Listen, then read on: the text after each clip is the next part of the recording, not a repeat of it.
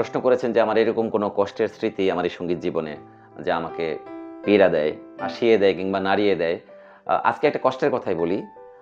একজন পরিচিত গীতিকবি আমাদের বড় ভাই, আমার যখন সংগ্রামের সময়টা তখন তার গলায় কোনো সুর নাই। এই ঘটনার সাক্ষীও রয়েছেন বাংলাদেশের বিখ্যাত গায়ক ফকির শাহাবুদ্দিন ভাই, জি। আমার খুবই কাছের ভাই।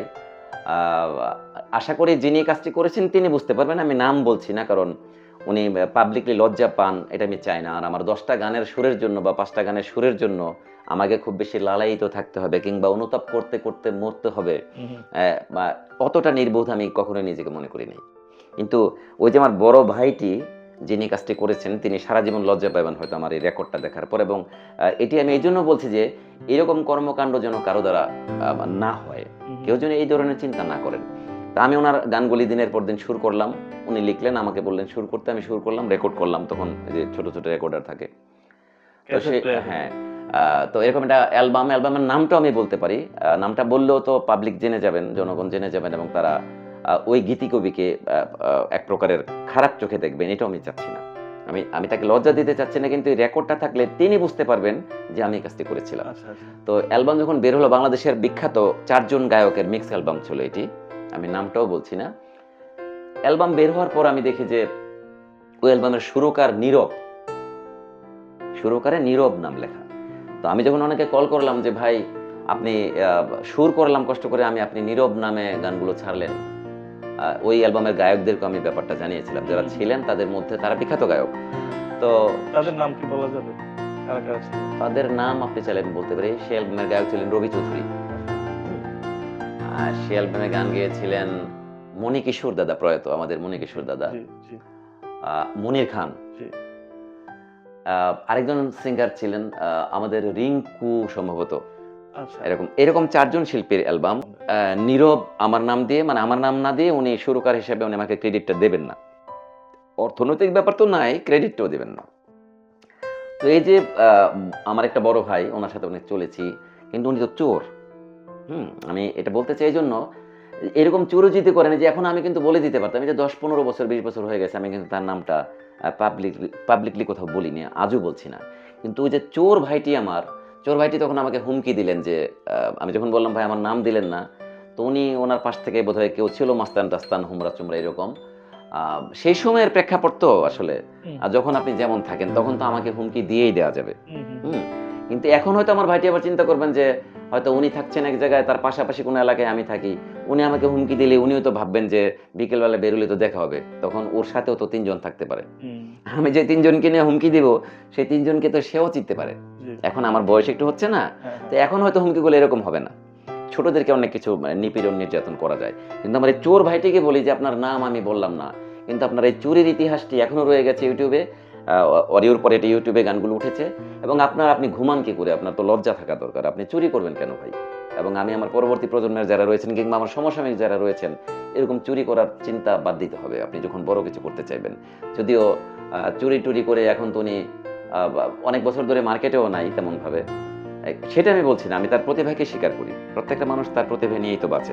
তিনি যেহেতু লিখতে পারেন তার প্রতি সম্মান রেখেই না যে বলছি। চোর চোর যে চোর যে চোরের টেনডেন্সি তো আপনি যখন আ একটা বড় শিল্পপতিকে বা বড় কোন দেশের রাজাকেও যখন কোন স্বর্ণ ভান্ডারে ঢুকাবেন, তার যদি চুরির অভ্যাস থাকে, হুম, হুম, সে ওখান থেকে ২ টা স্বর্ণ নিয়ে যাবে, স্বর্ণ মুদ্রা। হুম, হুম, হুম। তো ওটা আমি দুঃখ প্রকাশ করে ওটা ভাবার টাইমই আমার এখন নাই।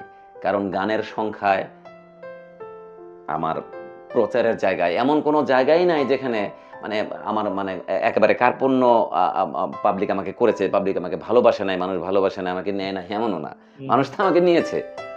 উনিও মানুষের প্রিয় গীতিকবি। কিন্তু এগুলো করে তো আ থাকা যায় না, টেকা যায় না। টেকা যায় না। সেটা সময় প্রমাণ করেছে যে এগুলো করে টেকা যায় না। কিন্তু তার মন তো ঘুমোতে, ঘুমোতে একবার মন মানে বলা উচিত যে YouTube এ আমি কারেকশন করে দেই। এটা কি করলাম আমি? হুম, হুম, হুম। আমি ওর গান কেন আমি আমার নাম দিয়ে, আমি তো উনি সুরকারও না। উনার কণ্ঠে সুরও নাই। উনি সুরকারের স ও জানে না। হুম, হুম, হুম। আমার কথা হচ্ছে উনি গান বাজনাই তো জানে না। উনি কবিতা লিখেছে বা গান লিখেছে। তো উনি সুরকার ক্রেডিট নেওয়ার দরকারটা কি ছদ্মনামে? উনি তো এটা করেছে এবং এই যে চোরটা করেছে, চোরের নামটা আমি এখন বলতে পারতাম। বলতে ইচ্ছা করছিল কিন্তু বলছি না দর্শক। ভাল লাগছে যে আমি এভাবে বলছি যে নামটা বলছি না প্রিয় দর্শক। চোরের নামটা বললে আপনারা চোরের নামটা জানবেন। আমি একটা চোরকে পরিচিত করাতে চাই না, কিন্তু এই নিয়ে আমি মানে মিনিমাম পরিমাণেও এখন আর আমি মানে কষ্ট পাচ্ছি না বা অনুতাপ করছি না। 10টা গান আসলে চলে গেছে, কি এসে যায়? দর্শক বা শ্রোতা হিসাবে আমার আফসোস হচ্ছে যে এই ভুলটা উনি না করলেও পারতেন, কারণ উনি যেহেতু গান লিখেন অবশ্যই উনি প্রতিভাবান, কিন্তু এই যে কাজটা করলেন আপনার এই যে দুঃখটা রয়ে গেল না, স্যার। দুঃখটা কেন, এই যে আজকে পাবলিকলি চোর বলছি, ওই চোর তো এই ইন্টারভিউটা যদি দেখেন, আমরা খুব আন্তরিকভাবে তখন আলোচনা করছি। জীবনের গল্প যখন বলবো তখন রাগ ডাক করে বলবো কেন? আমি আমার দর্শককে আমার জীবন জানানোর জন্যই তো আপনার সামনে বসেছি। Right, আপনি জি, জীবন জি, জানতে জি। এসেছেন। তাহলে এই যে চোরগুলো ইন্ডাস্ট্রিতে, এই চোরগুলোকে চিহ্নিত করতে হবে কালে কালে, যুগে যুগেই। এগুলো করা উচিত না, এগুলো করা যাবে না। এরকম চুরির ঘটনা বহুত আছে। কিন্তু আজকে আমি হয়তো এই ব্যাপারটাকে ওভাবে নিচ্ছি না, কারণ আমার আমার অনেক অনেক গান মানুষ ভালোবেসে নিয়েছে বা আমার মানুষ আমাকে গ্রহণ করেছে, আমি চেষ্টা করেছি। এমনও তো হতে পারতো যে ওই 10টা গান আমার বা একটা নতুন ছেলের জীবনের তার মোড় ঘুরিয়ে দিতে পারতো, তার গান হ্যাঁ, থেকে তাকে সরিয়ে দিতে আপনি পারতো। আরো আগে আপনি আরো মানে আরো আগে হ্যাঁ, স্ট্রাগল না করে আরো আগে একটা ভালো জায়গায় হ্যাঁ, এবং পেতে সময়টা পারতেন। এমন ছিল তখন এই শিল্পগুলো মানে যাদের নাম বললাম তারা তারা তো সবাই হিট, প্রচন্ড জনপ্রিয় তখন। প্রচন্ড তো জনপ্রিয়। ওই সময় এরকম একটা ক্রেডিট যদি থাকতো যে 10টি গানের একটা অ্যালবাম, প্লাবন করিশির সুরে গান গেয়েছেন রবি চৌধুরী, গান গেয়েছেন মনির খান, গান গেয়েছেন কে রিংকু, কিংবা মণিকিশোর প্রয়াত আমাদের দাদা। তো তাহলে আমার প্লাস হতো না? অবশ্যই আপনার এখন আপনি আপনি পরবর্তীতে হ্যাঁ, হয়তো আরো অনেক স্ট্রাগল আপনি করতে ধরেন হয়েছে। দারুণ সুর করেন। আপনি দারুণ সুর করেন। সুরটা আপনি আপনার পকেটে রেখে দিয়েছেন। আবার আপনি একটা দারুণ সুর করেন, গানটি ১ম এ গেয়ে ফেলে এন্ড্রু কিশোর দাদা কিংবা রুনা লায়লা। এটি আপনার অনেক বেশি প্লাস হবে। হুম, আপনার সুরটা তখন রুনা লায়লা ম্যামের কণ্ঠে, এন্ড্রু রাইট, কিশোর দাদার কণ্ঠে। রাইট। তো এখন আমি ওরকম ৪ জন শিল্পীর একটা অ্যালবাম যদি তখন আমার নামটা যেত, এই চোর যদি এটাকে দিত নামটা, তাহলে আমার জন্য অবশ্যই প্লাস হতো। যদিও আমার এতে কিছু আসে যায় নাই। প্রিয় দর্শক, আপনাদের কাছে অতটা রুক্ষভাবে সম্ভবত কোনো চ্যানেলে বা কোথাও আমি কথা বলিনি কাউকে। কিন্তু ওই চোরটা বারবার কেন বলছি, যে এরকম চোরগুলিকে চিহ্নিত করা উচিত এবং এদের লজ্জা কেন হয় না? এদের লজ্জা থাকা উচিত। আসলে দর্শকরা আপনার মনের ক্ষোভটা বুঝতে পারলো। তো আমি বলবো চোরের আসলে কানে গেলেই হয়, চোর যেন ঘুমটা যেন হারাম হয়। বিষয়টা এমন যে আপনি ১ মাইল পার হলে সমুদ্র পাড়ি দিতেন। ওইখান থেকে ফেরত এসে আবার আবার পিছাতে আবার হলো, নতুন করে আবার শুরু করতে হলো। হ্যাঁ, হ্যাঁ, হ্যাঁ। যাই এই হোক, আর কি। এটার জন্য আসলে মানে আমার দুঃখ পাওয়া ছাড়া আসলে কিছুই এবং আমি অনুরোধ করব যে আমি যতবার চোর বলেছি আপনি এটা কাটবেন না। কারণ এটা রেকর্ড হয়ে থাকুক এবং কখনো না কখনো কোনো না কোনো দিন ওই চোরের কানে এটা যাবে। উনি আমার প্রচন্ড শ্রদ্ধেয় বড় ভাই, একসাথে অনেক চলেছি।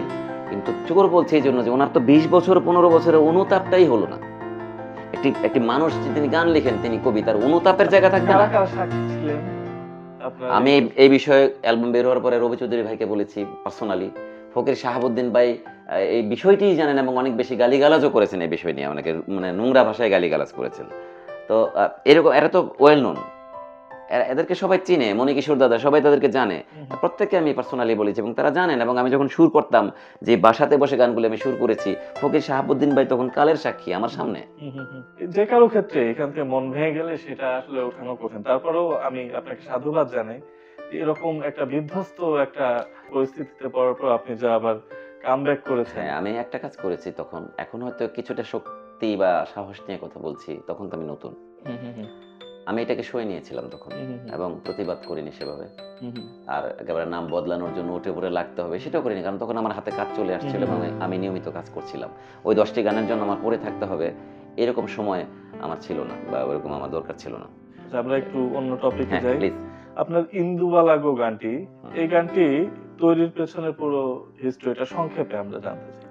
ইন্দুবালা লিখেছেন আমার প্রিয় ভাই এবং বন্ধু দেলোয়ার রাজুদা শরফ। গানটিতে সুরারোপ করার সুযোগ হয়েছিল আমার। গানটির সঙ্গীত আয়োজনে ছিলেন এসপুলক। গানটি গেয়েছিলেন বাংলাদেশের প্রখ্যাত অভিনেতা ফজলুর রহমান বাবু ভাই। আপনি জানেন সেটা। হুম, এরকমই একটা ছেঁড়া কাগজে একটু গান লেখা ছিল। এটি প্রথমে ইন্দুমতি লিখে আসছিল দেলোয়ার ভাই। ইন্দুমতি গো তুমি কোন আকাশে থাকো। যখন আমি গানটা সুর করলাম, ইন্দুমতি গো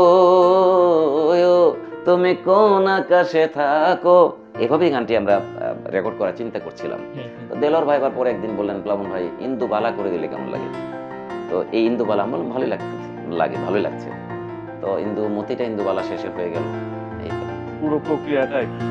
আমরা উনি গান লিখলেন একটা ছেঁড়া কাগজে মুখটা। আমি গানটা সুর করলাম একটা ভাঙা হারমোনিয়ামে। উনি রেকর্ডারে ধারণ করলেন। তারপর গানের মিউজিক ট্র্যাক হলো। ওইটাতে বাজিয়েছিলেন আমাদের সোহেল আজিজ ভাই। ডেমো কি আপনি গেয়েছিলেন? ডেমো আমি গেয়েছিলাম। যেহেতু আচ্ছা। গান করতে হবে, তখন বাবু ভাই যখন আসলেন, সেটি ছিল সম্ভবত বাবু ভাইয়ের সাথে আমার ১ম কাজ। তো বাবু ভাই যখন আসলেন স্টুডিওতে গান গাইবেন, আমরা যেটা দেখলাম যে প্রচণ্ড বিনয়ী মানুষ, এত বড় অভিনেতা এসে কিন্তু বললেন, এখন আমাকে তুমি ডাকেন বাবু ভাই, কারণ এখন আমরা অনেক কাছের হয়ে গেছি, আগে তো আপনি ডাকতেন প্রথম গান রেকর্ডিংয়ের সময়। আসে কিন্তু উনি খুব বিনয়ের সাথে বলছিলেন যে ভাই আমি কিন্তু শিল্পী না, প্লাবন ভাই বা দেলোয়ার ভাই, আমার কিন্তু ভুল ত্রুটি হইতে পারে, সেগুলোকে কিন্তু ঠিক করে নিতে হবে। তো আমরা বলছিলাম কোনো অসুবিধা নেই ভাই, আপনি গান। তো বাবু ভাই গান গাইলেন, ইন্দুবালা গো, এরকম ছিল। তো বাবু ভাইয়ের একটা ডং আছে, ইন্দুবালা গো, ওটা যখন বললেন তখন আমরা গ্রামাটিক্যালি এটাকে ভুল মনে করছি। আমি দেলোয়ার ভাইকে বললাম, ভাই ওটা কি রাখবো কিনা, নর্মালি তো ওটা হ্যাঁ কেমন হয় না। তো দেলোয়ার ভাই তখন আমার মনে আছে উনি বলছিলেন, প্লাবন ভাই বাবু ভাইয়ের কণ্ঠে এই ওটা কিন্তু ভালো লাগতেছে, আমরা রেখে দিই। আমি বললাম আপনি যদি বলেন তাহলে আমি রেখে দিই, কারণ আমরা যখন টেক নেই ভয়েস তখন তো যেটা ভালো লাগে না সেটা ফেলে দিই, আবার গান আমরা বারবার টেক নেই, রিটেক করি। তো ওই শব্দটা তখন আমার মনে হয়েছিল যেটি রাখবো কি রাখবো না। তারপরে দেলোয়ার ভাই এই গানের গীতিকবি, যিনি বললেন যে প্লাবন ভাই ভালোই লাগতেছে মনে হয়। আপনার ম্যাসিভ হিট একটা গান, যে পাখি ঘর বোঝে না, হ্যাঁ, এটার একটু সৃষ্টি প্রক্রিয়াটা জানতে চাই। এটার সৃষ্টি প্রক্রিয়া হচ্ছে এই গানের যে সঙ্গীত পরিচালক আমার প্রিয় ভাই বন্ধু তরিক আল ইসলাম। তরিক ভাই আমাকে তখন খিলগাঁয় তার স্টুডিও, আমরা এমনি রেখে দেওয়ার জন্য কিছু গান তরিক ভাইয়ের স্টুডিওতে 7টার মতো গান সম্ভবত আমি গাইড ভয়েস দিয়ে রেখেছিলাম। তো তরিক ভাই আমাকে হঠাৎ করে একদিন ফোন দিয়ে বললেন যে প্লাবন ভাই আমার এক বড় ভাইয়ের জন্য আমি গানটা গাওয়াই ফেলছি। তখন একেবারে আমার নর্মাল যে চাওয়াটা যে গান গাওয়াই ফেলছে আমি কিছু টাকা পাবো, আমাকে টাকা পাঠিয়ে দিয়েছে, আমি টাকা পেয়েছি এবং আমার আনন্দের জায়গা ওটুকুই ছিল যে গান কে গেয়েছে না গেয়েছে আমি তো তাকে চিনি না জানি না, এমন কিছু হবে সেটা ভাবিও নি, তখন দাদার সাথে আমার পরিচয় নাই। কিন্তু গানটি যখন রিলিজ হলো তখন আমি দেখলাম যে একটি দারুণ ভিডিও পরিচালনা করেছিলেন আমাদের আরেক প্রিয় ভাই শুভব্রত সরকার, চমৎকার ভিডিও বানিয়েছিলেন, আপনি দেখেছেন ভিডিওটি। সেই সময় এরকম একটা ভিডিও কিন্তু একটা ব্যাপার, অসাধারণ বিগ বাজেটের একটা কাজ ছিল। তো দাদার গানটি যখন প্রচন্ড পরিমাণে পাবলিক নিয়ে নিলেন, জনগণের কাছে পৌঁছলো এবং তারা সাদরে গানটিকে গ্রহণ করলেন। আর তারপরে ধ্রুব দাদার সাথে আমার পরিচয় হলো, তারপরে তো আরো গান করলাম। তো যে গানগুলো মানুষ শোনে সবার প্রিয়, তো সেগুলোর পিছনের কথা তো সবাই জানে না, আজকে অনেক তথ্য জানলো। তো এখন আমরা জানতে চাইবো আপনার জাতীয় চলচ্চিত্র পুরস্কার পাওয়া যে গানটা। গীতিকবি তো ছিলেন ছবিটির পরিচালক মাসুদ পথিক সাহেব, তিনিই লিখেছিলেন। আমাদের সংযোগটা ঘটেছিল আমাদের আরেক প্রিয় ছোট ভাই গানের মানুষ মুরাদ নূর। মুরাদ নূর আমাকে তথ্যটা দিয়েছিলেন যে মাসুদ পথিক ভাই একটা ছবি বানাচ্ছেন প্লাবন ভাই, আমি আপনার কথা হাইলি সেখানে বলেছি যে প্লাবন ভাই এই ফোক গান তো ছিল এটা, প্লাবন ভাই হলে বোধহয় সবচেয়ে ভালো হয়।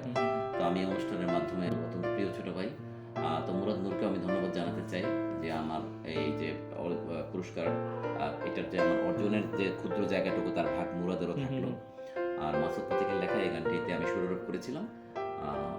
এটি 2019 সালে শ্রেষ্ঠ সুরকার হিসেবে আমি জাতীয় চলচ্চিত্র পুরস্কার পাই এবং মমতাজ আপা শ্রেষ্ঠ গায়িকা হিসেবে জাতীয় চলচ্চিত্র পুরস্কার পাই। এটা আসলে অনেক বড় একটা অর্জন ছিল। আপনার নিজের কাছে কি মনে হয় আপনার ক্যারিয়ারের টার্নিং পয়েন্ট আপনার কোন গানটা? বলতে চাই যে এগুলো তো সমন্বিত ওয়ার্ক, আসলে একটা ফাউন্ডেশন হতে হতে তো এখন একটা তলা হইলে হয়তো দেখা যায়, কিন্তু তার নিচে তো অনেক গাঁথনি থাকে, ইট থাকে।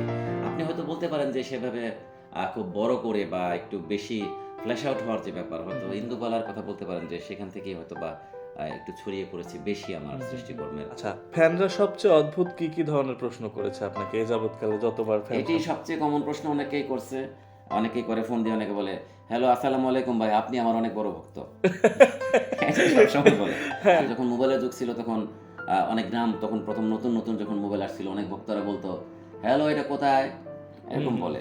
তখন আমরা হয়তো অনেক সময় বলতাম যে এটা গাবতলী গরুর হাট ভাই, কি লাগবে, মজা করে আমরা না হলে বারবার ফোন দিবে। দর্শকদেরকে হতাশ হতে বলিনি, যে আমরা কখনো এরকম হয় যে আমি বাসার মধ্যে একটা প্রচন্ড প্রয়োজনীয় কাজে আছি, ফোন দিয়ে নরমালি বলা উচিত আসসালামু আলাইকুম কিংবা আদাব ভাই আমি এই বিষয়ে একটা কথা বলতে চাই, উনি বলতেছেন এটা কোথায়, তখন আমরা অনেক সময় নরমালি বলছি যে কেন জমিন কিনবেন, কোথায় আপনার দরকার কি, কথা বলেন।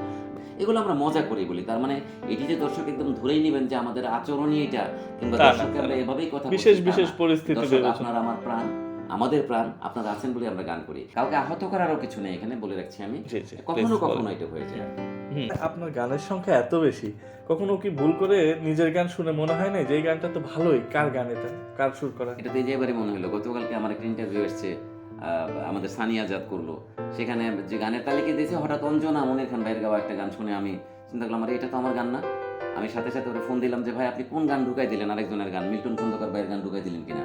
তো সে সাথে সাথে স্ক্রিনশট পাঠাইছে, দেখেন আপনার গান আপনার মনে নাই, এটা তো হয়েই থাকে। ও আচ্ছা, আপনার রিসেন্ট করা অঞ্জনা। গতকালকে।